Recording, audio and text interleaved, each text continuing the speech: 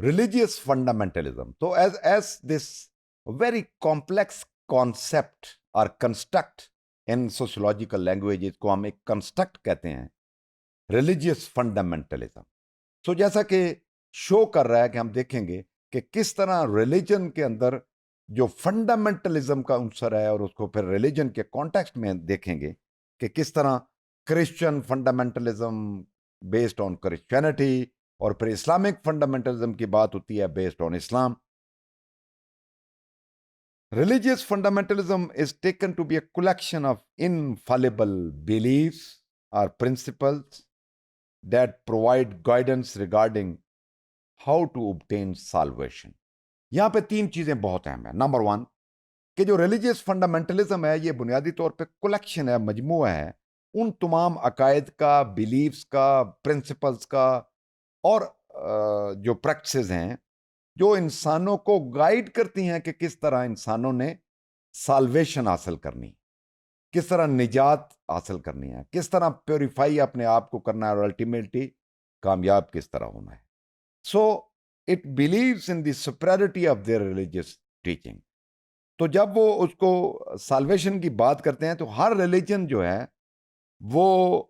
अपनी superiority claim करता है कि I am superior to another religion. हर रिलीजन का ये बुनियादी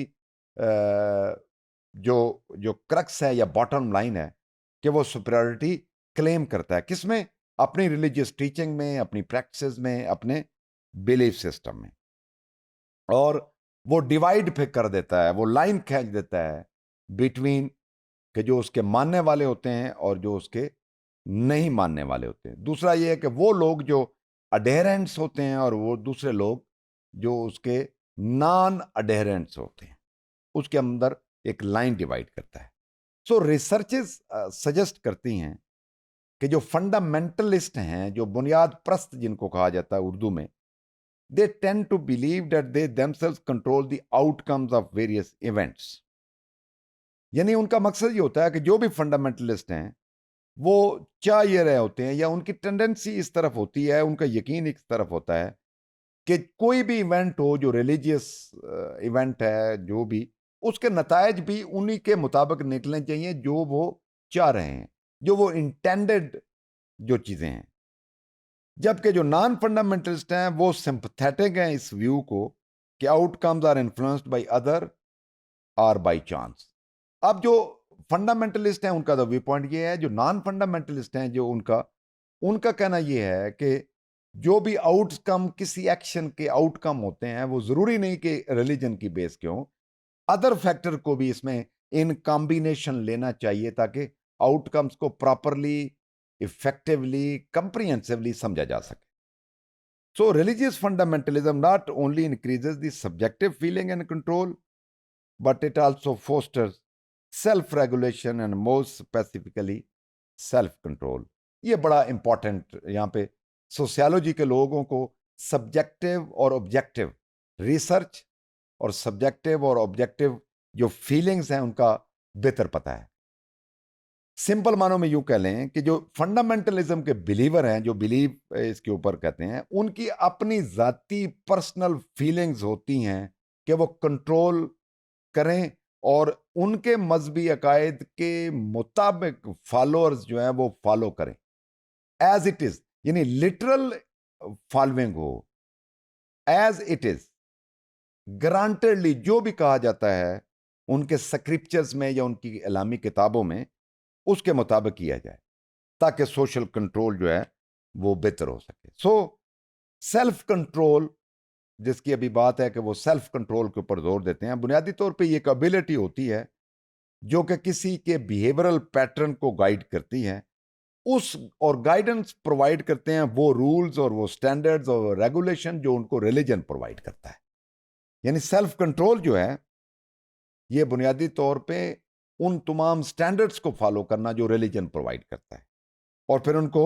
बामानी बताना. अच्छा, अब इसके अगर हम मीन्स की तरफ जाएं कि सेल्फ कंट्रोल के जो मीन्स हैं वो इमोशनल स्टेट से लेके फटीग तक, टेम्पटेशन, पर्सनल गेन, बेनिफिट, जो भी माइंड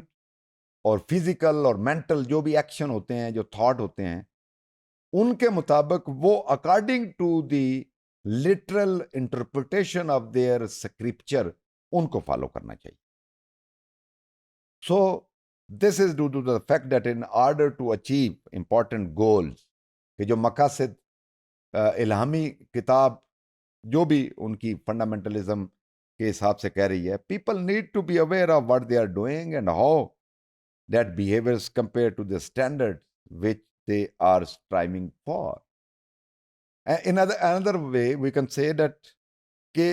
जो फंडामेंटलिस्ट हैं वो चाह ये रहे होते हैं कि वो जो गोल सेट किए जाते हैं इल्हामी किताब के मुताबिक, लोगों को उसी मुताबिक बिहेवियरल पैटर्न बनाएं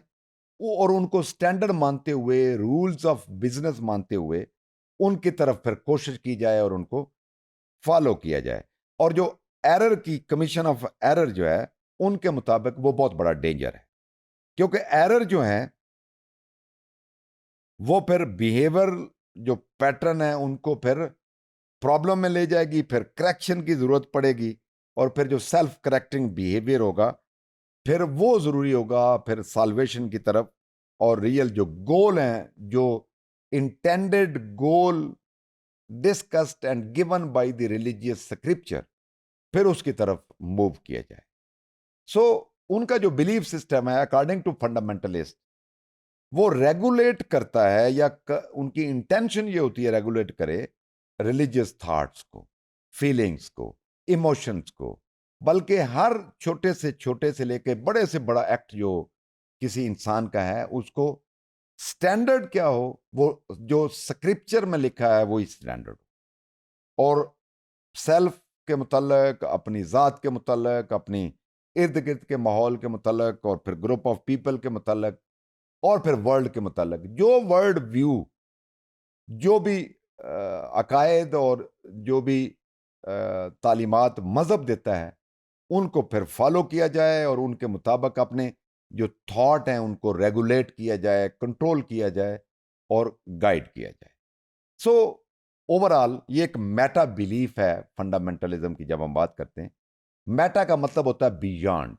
यानी ये बिलीफ से अगली बात है. बियॉन्ड बिलीफ एक नैरेटिव है, बहुत बड़ा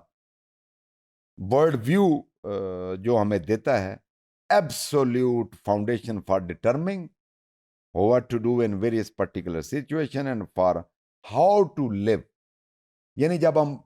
फंडामेंटलिज्म की बात करेंगे रिलीजियस की,